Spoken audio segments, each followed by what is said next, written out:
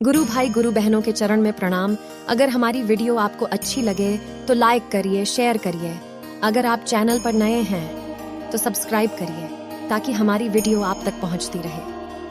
प्रेम से बोलो शंकर भगवान की जय, सच्चे दरबार की जय, मैया गौरी पार्वती की जय, गणेश भगवान की जय। गुरु बहना, मैं एक कथा सुनाने जा रही हूँ। इस कथा को पूरा सुनिएगा, आधा अधूरा मत सुनिएगा। आधा कथा सुनने से शिव गुरु का अपमान होता है और पूरा सुनने से ज्ञान होता है। हर हर महादेव, घर घर महादेव। गुरु भाई बहना, आज की कथा सार यह है कि इंसान गरीब क्यों होता है और उसकी गरीबी का कारण क्या है। एक बार की बात है कि शंकर भगवान और माता पार्वती दोनों लोग बैठे हुए थे और पृथ्वी की तरफ देख रहे थे। तभी उनकी नजर मनुष्यों पर पड़ी। पार्वती जी ने देखा कि उनमें से एक मनुष्य बहुत ही गरीब था। पार्वती ने सोचा, मनुष्य गरीब क्यों रहता है। पार्वती को इस प्रश्न का उत्तर जानने की जिज्ञासा हुई। महादेव जी अपने ध्यान में मग्न थे। पार्वती जी अब महादेव का इंतजार करने लगी कि कब महादेव जी का ध्यान टूटे और मैं अपनी जिज्ञासा शांत करूं। जब भोलेनाथ की समाधि टूटती है तब माता पार्वती भोलेनाथ से पूछती है, प्रभु आप मेरे मन में चल रहे विचार का समाधान कीजिए। तब शंकर जी माता पार्वती से कहते हैं, क्या बात है देवी, आप किस बात से परेशान दिख रही हैं? आप हमसे बता सकती हैं। शंकर जी के पूछने पर माता पार्वती जी कहती हैं, हे भगवान, पृथ्वी लोक को देखने पर हमारे मन में हमेशा एक प्रश्न रहता है कि आखिर पृथ्वी लोक में मनुष्य गरीब क्यों रहते हैं। तब शंकर जी हंसते हुए कहते हैं कि हे देवी, इस प्रश्न का उत्तर जानने के लिए आपको हमारे साथ पृथ्वी पर चलना पड़ेगा। वहां पर चलने के बाद ही इन सवालों का जवाब मिल सकता है।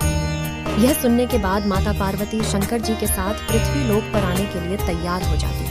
इसके बाद दोनों लोग पृथ्वी लोक पर चले आते हैं। पृथ्वी लोक पर आने के बाद जिस रास्ते पर शंकर जी और माता पार्वती खड़े होते हैं, उसी रास्ते पर एक गरीब पति पत्नी आ रहे थे। वे दोनों आपस में बातें कर रहे थे। पति कहता है कि मैंने पिछले जन्म में कैसे कर्म किए थे कि यह दिन देखना पड़ी डीएच रहा है।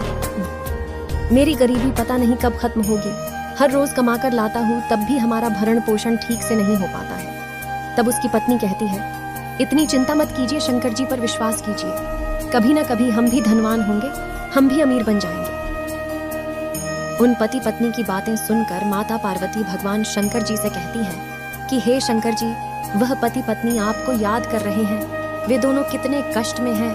हे शंकर जी, उनकी समस्या सुनिए और समाधान कीजिए। यह मेरा निवेदन है, उनका कष्ट दूर कीजिए, उनको धनवान बनाइए। तब शंकर जी कहते हैं, हे देवी, अभी उन दोनों के भाग्य में गरीबी ही है।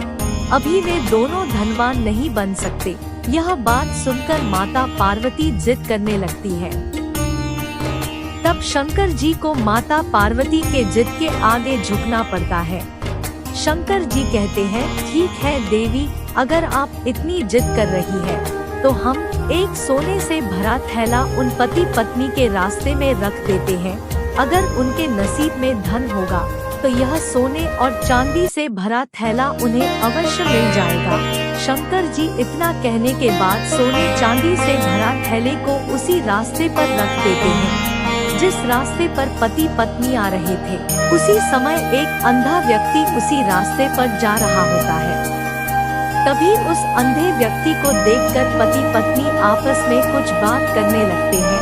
पत्नी बोली, देखो उस अंधे व्यक्ति को जिसे दिखता भी नहीं, वह कितनी आसानी से रास्ते पर चल रहा है और आपको यही रास्ता खराब लग रहा है।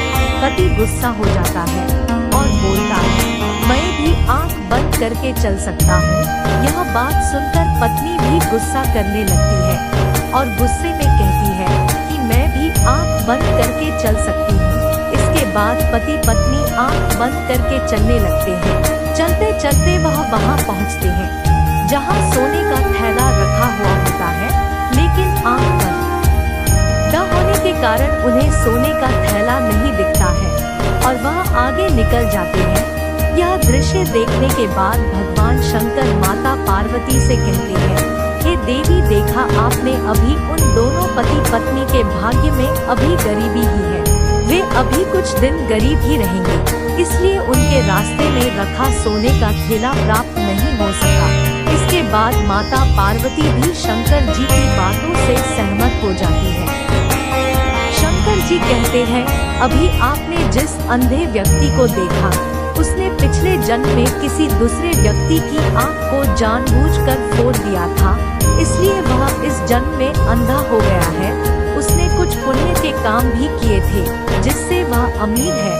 आपने जिस गरीब पति पत्नी को देखा, वह पिछले जन्म में अमीर थे और गरीबों को सताया करते थे और लोगों पर अत्याचार करते थे। इसी कारण से आज वह इस जन्म में गरीब हैं और दुखी जीवन व्यतीत कर रहे हैं। वे दोनों पति पत्नी उसी तरह कष्ट भोग रहे हैं जिस तरह इन्होंने पिछले जन्म में लोगों को दिया था। अगर इस जन्म में वे पुण्य का काम करते हैं तो निश्चित रूप से कुछ दिन के बाद अपने पुण्य के कर्मों का फल भोगेंगे और पैसे वाले हो जाएंगे। उनकी स्थिति सुधर जाएगी, उनके पास धन हो जाएगा। हे देवी, जो व्यक्ति जैसा कर्म करेगा वह उसी के अनुरूप फल पाएगा। सारा खेल कर्मों का है। अब पार्वती अपने प्रश्नों का उत्तर सुनने के बाद पूरी तरह से संतुष्ट हो जाती है और भोलेनाथ के साथ कैलाश पर्वत पर चली जाती है। गुरु भाई व बहनों, अगर यह कथा आपको अच्छी लगे तो प्लीज लाइक करिए, शेयर करिए और यदि आप इस चैनल पर नए हैं तो कृपया सब्सक्राइब जरूर करिए। कथा सुनने के लिए बहुत बहुत धन्यवाद।